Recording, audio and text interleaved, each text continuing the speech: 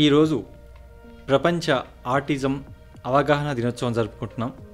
ఈ దినోత్సవం జరుపుకోవడం ద్వారా మనంతో బాధపడే వ్యక్తులకు మద్దతు తెలుపుతూ వాళ్ళని సమాజంలో ఒక భాగంగా చేసుకోవడానికి, ప్రజల్లో అవగాహన కల్పించడానికి ఈ రోజుని మనం ఆటిజం అవగాహన దినోత్సవంగా జరుపుకుంటున్నాం.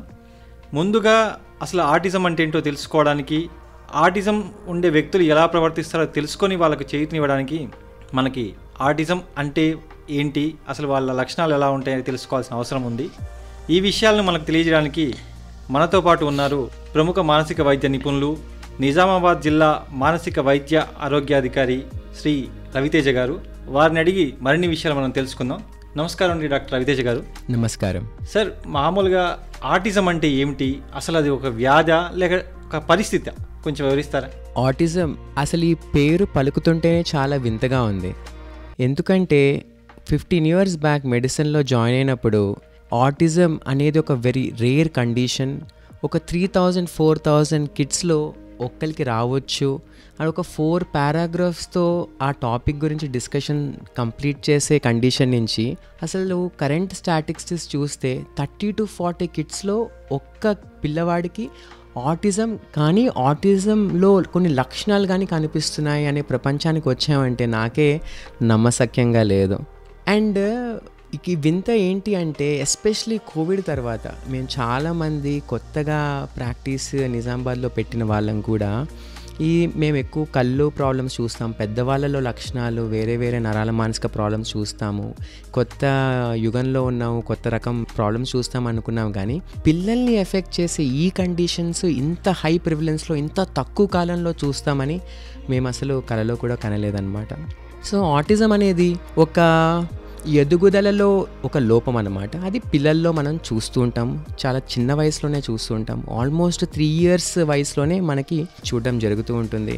అండ్ అఫ్ కోర్స్ ఇంత చిన్న పిల్లల్లో ఒక సిచ్యువేషన్, ఒక క్లినికల్ కండిషన్ ఏర్పడుతుంది, ఒక డిసార్డర్ ఏర్పడుతుంది అంటే అది తప్పకుండా ఆ అమాయక జీవుల్లో అది చాలా వరకు జన్యుపరంగానే అది వస్తుంది. అది అందరికీ తెలిసిన విషయమే. సార్, ఆటిజం జన్యుపరంగా వస్తుందంటే పుట్టుకతోటే వస్తుంది?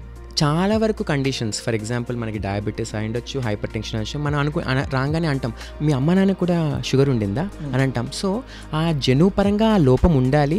అండ్ పోగా కొన్ని ఎన్వైరన్మెంటల్ కండిషన్స్ వల్ల ఆ జన్యు అనేది మారి ఆ జబ్బు బయటికి రావాలి. అవును. ఈ ఆటిజం యొక్క లోపాలు కూడా జన్యులో ఉన్నాయి, కానీ తరతరాలుగా బయటికి రాలేదు. ఇప్పుడు కొన్ని పరిస్థితుల మూలంగా ఈ జనరేషన్ చేంజెస్ వల్ల అది మనకి బయటకు రావడం జరుగుతుంది. అంటే పుట్టుకతోటే ఈ లక్షణాలు బయటపడతాయా? ఎదుగుతున్న పిల్లాడిలో మనం చూస్తూ కొంతకాలం తర్వాత ఒక 5 years 10 years అలాగా బయటపడతాయా?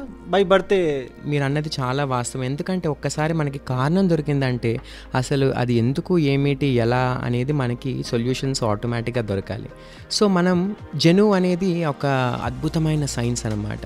సో మన ఈ భూమిపైన లైఫ్ స్టార్ట్ అయినప్పటి నుంచి ఇప్పటిదాకా ప్రతి ఒక్క రహస్యం ఆ జన్యులోనే ఉంటుంది. 2000sలో మనకు జన్యులో పూర్తిగా విభజించి దాంట్లో ప్రతి ఒక్క న్యూక్లియోసైడ్ అన్ని స్టడీ చేసి ప్రతి ఒక్క జబ్బు జన్యు లోపాల వల్ల ఏర్పడే ప్రతి ఒక్క జబ్బు కూడా మనం వివరంగా చదువుకోగలుగుతాము అని అప్పుడు చాలా హ్యూమన్ జీనోమ్ ప్రాజెక్ట్ అని వేరే వేరే ప్రాజెక్ట్స్ ఎన్నో డెవలప్డ్ నేషన్స్ లాంచ్ చేసి మనకి ఇన్ఫాక్ట్ ఇప్పుడు కంప్లీట్ హ్యూమన్ జెనుకి స్టడీ చేసేసారు. కాకపోతే వింత ఏంటంటే ఒక 100 మంది పిల్లలు ఆటిజంతో సఫర్ అయ్యే పిల్లలు చూస్తే దాంట్లో ఒక 3 పిల్లలకే మనం ఆ జన్యులో లోపం వల్ల వచ్చింది అంటే ఫర్ ఎగ్జాంపుల్ రెడ్స్ సిండ్రోమ్ కానీ ఫ్రెజైల్ ఎక్స్ కానీ అట్లా చెప్పగలుగుతాం. మిగతా వాళ్ళెవ్వరికీ కూడా ఈ జన్యు వల్ల ఈ లోపం వల్ల వచ్చిందని చెప్పలేకపోతున్నాం అనమాట. ఎందుకంటే ఎన్నో రకాల జీన్స్ మన బాడీలో ఉంటాయి కాబట్టి. మరి అంటే జన్యువుల వల్ల లోపమే అయితే జన్యు ఏ జీన్స్లో ప్రాబ్లం ఉందో చెప్పడానికి ఏం ప్రాబ్లం ఏంటంటే కొన్ని 100 రకాల పైన జన్యు అన్ని జీన్స్లో లోపాలన్నీ కలిపి ఈ ప్రాబ్లమ్ని క్రియేట్ చేస్తుంది. సో మనం ఒక్క జీన్ని పట్టుకొని దాన్ని ఆ టైంలో బేబీ ఫామ్ అయినప్పుడు జీన్లో అది స్టడీ చేయలేకపోతున్నాం, దాన్ని పట్టుకోలేకపోతున్నాం. ఒకవేళ పట్టుకున్నా ఏ జీన్ని టార్గెట్ చేయాలో తెలియట్లేదు. సో ఫైనల్గా మనకి ఎర్లీ డిటెక్షన్కి ఆప్షన్ లేదు, ప్రెగ్నెన్సీలో పట్టుకోవడానికి లేదు, పుట్టిన వెంటనే ఆటిజం అయితే ఎవరికి ఉండదు. అది ఒక మానసిక వైకల్యం కానీ ఒక డౌన్ సిండ్రోమ్ కానీ అలా ఉన్నట్టు పుట్టిన వెంటనే ఏ పిల్లాడికి ఉండదు. 3 years ఆ టైంకే ఏర్పడుతుంది. ఎందుకు అంటే ఆటిజం అనేది ఒక సోషల్ కమ్యూనికేషన్ ప్రాబ్లం. మనలో ఉన్న మన భావాలు వ్యక్తీకరించడంలో జరిగే ప్రాబ్లం. అది చిన్న పిల్లలకి అవసరం లేదు కదా, ఏదున్నా ఏడుస్తాం. 3 years ఆ టైంకే నేను అబ్బాయిని అమ్మాయిని నేను మాటలు చెప్పడం కథలు చెప్పడం అన్నీ స్టార్ట్ అయిపోతాయి. అక్కడ మనకి ఏర్పడడం స్టార్ట్ అవుతుంది అనమాట. అసలు ఈ ఆటిజం లక్షణాలు ఎలా ఉంటాయి సార్? మనం ఎలా గుర్తుపట్టవచ్చు పిల్లల్లో ఆటిజం ఉంది అని?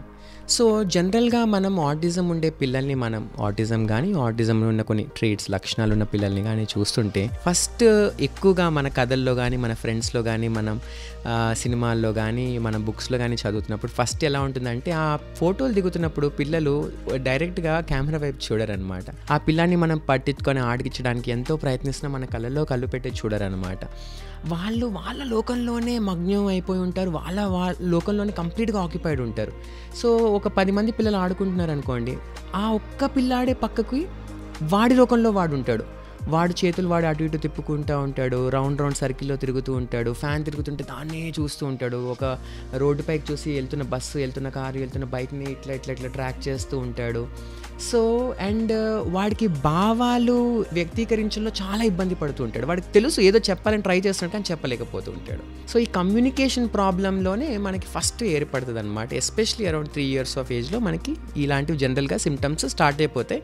అఫ్ కోర్స్ అది డిఫరెంట్ సివియారిటీలో, మైల్డ్, మోడరేట్, సివియర్, ఆ సివియారిటీ బట్టి మనకి ఎక్కువగా తెలిసిపోతుంటుంది సివియర్ అయితే. లేదంటే చాలా వరకు ఈ మైల్డ్ సిమ్టమ్స్లో ఉన్న వాళ్ళకి చాలా వరకు మనం పట్టుకోలేం. వాళ్ళు కావాలని వాడికి సరిగ్గా చెప్పడం రాదేమో, వాడికి అల్లరి పిల్లాడేమో, లేకపోతే వాడు మొండి పిల్లాడేమో, లేకపోతే వాడు షై పిల్లాడేమో అనుకొని అపోహలో చాలామంది రికగ్నైజ్ కూడా చేయలేకపోవచ్చు. సార్ మరి ఆటిజం వచ్చిన పిల్లల్లో వాళ్ళ నేర్చుకోవడంలో కానీ తెలివితేటల్లో కానీ ఏమైనా లోపం ఉంటుందా? అందరి పిల్లల్లాగే నేర్చుకునే తెలివితేటలు అన్నీ బాగానే ఉంటాయా? అద్భుతమైన క్వశ్చన్, చాలా డిఫికల్ట్ క్వశ్చన్ కూడా. ఇన్ఫ్యాక్ట్ మనకు చూస్తుంటే చాలా వరకు ఆటిజంలో పిల్లలు మనం క్లినికల్ ప్రాక్టీస్లో చూసినప్పుడు కూడా మానసిక వైకల్యం అనేది మంచి తెలివితేటలతోనే పుట్టుంటారు. ఇన్ఫ్యాక్ట్ చాలామంది వాళ్ళు తీసుకొచ్చే వాళ్ళు కూడా, సార్ మా అబ్బాయి చిన్నప్పుడు అన్ని టైంకి నేర్చుకున్నాడు సార్, నడక, మాట అన్నీ అమ్మ అని 9 నెలలకు అనేసాడు, నడవడం 7 ఏడాది కల్లా సపోర్ట్ లేకుండా చేశాడు, అన్నీ చెప్తుంటాడు. కానీ ఈ టైంలో సడన్గా మనకి 3 years యూజువల్గా ఆ టైంలో మనకి డిఫికల్టీస్ ఏర్పడిపోవడం స్టార్ట్ అయిపోతుంది అనమాట. అది కూడా ఇప్పుడు ఐక్యూ నార్మల్ ఉన్న పిల్లలు కూడా ఆటిజం సివియర్ అయితే, ఎందుకంటే 3 years తర్వాత మనము నేర్చుకోవడం అనేది మన తోటి పిల్లలు ఆడుకోవడంలోనూ మాటలతోనూ నేర్చుకుంటాం కదా, అది డిస్టర్బ్ అవ్వడం వలన వాళ్ళ ఐక్యూ లెవెల్స్ కూడా ఎఫెక్ట్ అవ్వడం స్టార్ట్ అవుతాయి. సో అక్కడ దాకా బాగానే నేర్చుకున్నారు, కానీ because communication is a huge developmental curve, అక్కడ వాళ్ళ బ్యాక్ స్టెప్ వేయడం వల్ల, కమ్యూనికేట్ చేసుకోకపోవడం వల్ల, మిగతా పిల్లలతో ఆడుకోలేకపోవడం వల్ల వాళ్ళు మెల్లమెల్లగా మనం గమనిస్తాం ఏంటంటే వాళ్ళ తెలివితేటల్లో కూడా మెల్లగా కొంచెం తగ్గడం స్టార్ట్ అవుతుంది. అండ్ జనరల్గా కూడా పిల్లలకు సంబంధించిన ఏ నరాల మానసిక ప్రాబ్లమ్స్ చూసినా మనం ఏం గమనిస్తూ ఉంటామంటే కోమార్బిడిటీస్ తంబురులు అంటాం. అంటే ఒక్క ప్రాబ్లం ఎవరికీ ఉండదన్నమాట. ఒక ప్రాబ్లంతో స్టార్ట్ అయిపోతుంది, దాని తర్వాత ఇంకొక ప్రాబ్లం చేరుకుంటుంది, తర్వాత మదర్ ఫాదర్ ఎఫెక్ట్ అవుతారు, ఫ్యామిలీ ఎఫెక్ట్ అయిపోతారు. అండ్ చాలా వరకు పిల్లలు ప్రాబ్లంతో తీసుకొచ్చినా వాళ్ళ అమ్మా నాన్నకి ఎక్కువ కౌన్సిలింగ్ చేసేస్తాం అనమాట. సార్ మీరు అన్నట్టుగా పిల్లల్లో 3 years నుంచి, అంటే వాళ్ళు మాట్లాడే స్టేజ్ నుంచి, మిగతా పిల్లలతో కలిసే స్టేజ్ నుంచి వాళ్ళలో ఈ లక్షణాలు బయటపడతాయి. ఒకవేళ తల్లిదండ్రులు గుర్తిస్తే, అంటే ఈ పిల్లల్లో ఏదో ప్రాబ్లం ఉంది, మానసికమైన ప్రాబ్లం ఉంది అని ఫస్ట్ గుర్తించిన వెంటనే ఏం చేయాలి? Very good. ఇన్ఫ్యాక్ట్ మన పబ్లిక్ ఈ రోజుల్లో మనము ఇలాంటి ప్రాబ్లమ్స్ని గమనిస్తే ఇమ్మీడియట్గా మనం ఒక పీడియాట్రిషియన్తో కానీ ఒక సైకియాట్రిస్ట్, న్యూరో సైకియాట్రిస్ట్తోనో కానీ కలిసి బేసిక్ ఆటిజం స్క్రీనింగ్ క్వశ్చనర్ అయితే మనం చేయాలి.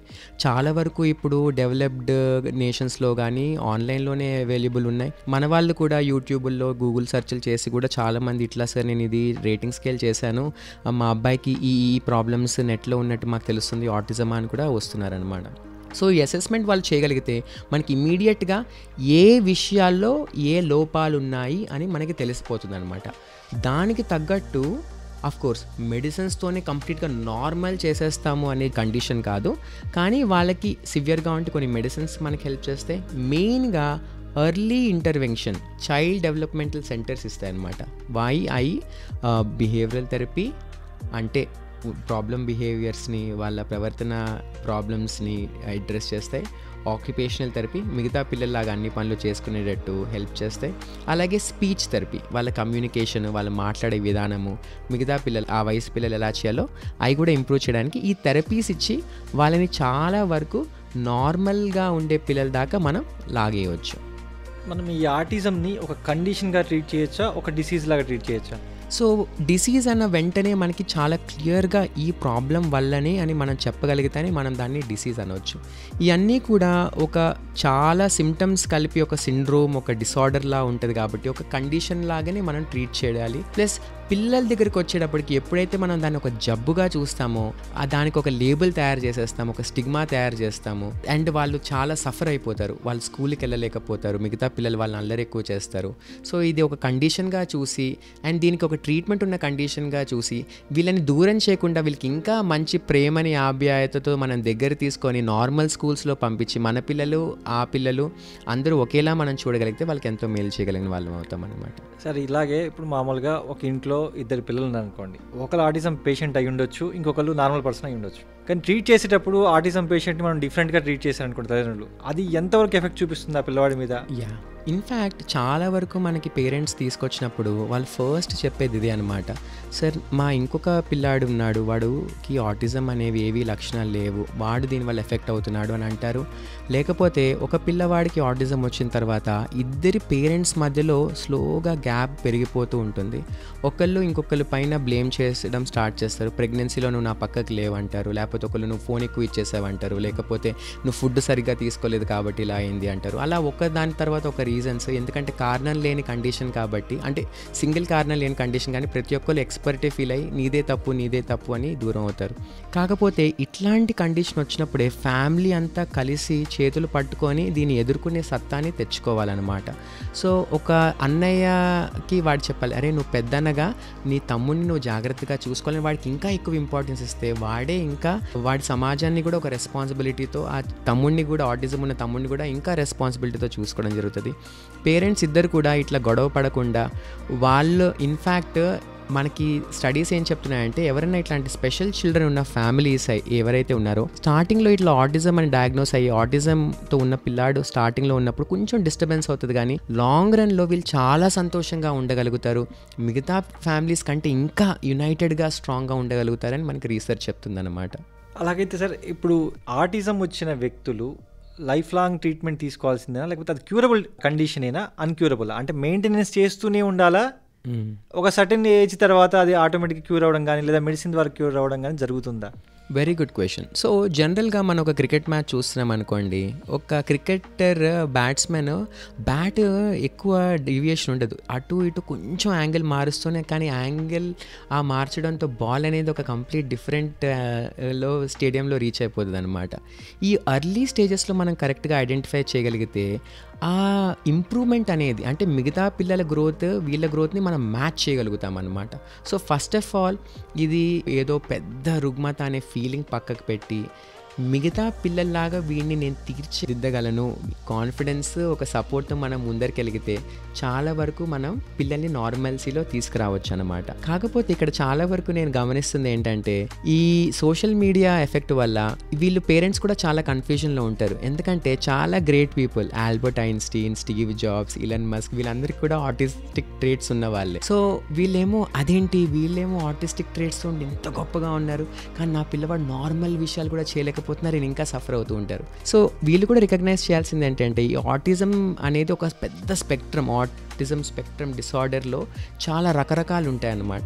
కొంతమందికి సావెంట్ సిండ్రోమ్, ఆస్పర్జర్ సిండ్రోమ్ అని ఒక స్పెషల్ గిఫ్ట్స్ ఉంటాయి. వాళ్ళు కమ్యూనికేషన్ ప్రాబ్లమ్స్ ఉంటాయి, కానీ బయటవాడు ఏమనుకుంటున్నాడు అసలు పట్టించుకోకుండా పని చేసుకుంటూ ముందరికి వెళ్ళిపోతారు. సరే, ఈరోజు మా స్టూడియోకి వచ్చి ఆటిజం గురించి చాలా విషయాలు మాకు తెలియజేశారు. మా శ్రోతలు మీ ద్వారా ఈ విషయాలు తెలుసుకొని వాళ్ళ పిల్లల్లో ఎటువంటి సమస్యలు ఏమైనా గుర్తించి వాళ్ళకు చేయూతనించి, అలాగే చాలామంది పౌరులుగా సమాజ సేవకులుగా ఉన్న వాళ్ళు కూడా ఇటువంటి సమస్యలను గుర్తించి వాళ్ళ వంతు చేయూత అందించాలని, ఆటిజం పేషెంట్లకు సంబంధించి హెల్ప్ చేయాలని కోరుకుంటున్నాను సార్. మాకు చాలా విషయాలు తెలియజేసినందుకు ధన్యవాదాలు డాక్టర్ రవితేజ గారు. ఈ అవకాశం ఇచ్చినందుకు నాకు కూడా చాలా సంతోషంగా ఉంది. మనం మాట్లాడుకున్నది వల్ల అట్లీస్ట్ ఎంతో కొంతమందికి ఈ వాల్యుబుల్ ఇన్ఫర్మేషన్ రీచ్ అయ్యి ఇంకా కొత్త డెవలప్మెంట్స్ జరుగుతాయని ఆశిస్తూ సెలవు తీసుకుంటున్నాను. ధన్యవాదాలు.